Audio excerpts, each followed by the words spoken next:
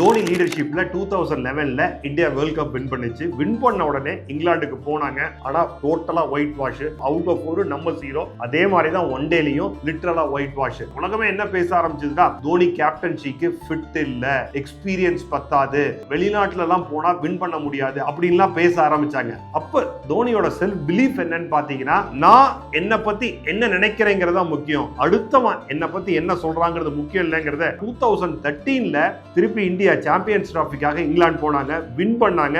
அப்ப இந்த ஸ்டேட்மெண்ட் சொன்னாரு, செல்ஃப் பிலீஃப் தான் முக்கியம். இது மாதிரி தாங்க உங்க வாழ்க்கையிலையும் உங்களை 1000 பேரு 1000 விதமா பேசுவாங்க. நீங்க ஒரு நல்ல விஷயத்த பேசுனீங்கன்னா பாராட்ட மாட்டாங்க. அதுவே நீங்க ஒரு தோல்வி அடைஞ்சீங்கன்னா உலகமே பேசும். ரஜினி மாதிரி சொல்லுங்க, ஏன் வழி தனி வழின்னு. அப்படி இல்லைன்னா நம்ம தோனியும் ரஜினியும் சொல்ற மாதிரி சொல்லுங்க, எப்ப வரணுமோ அப்போ வருவேன் அப்படிங்கிற மாதிரி.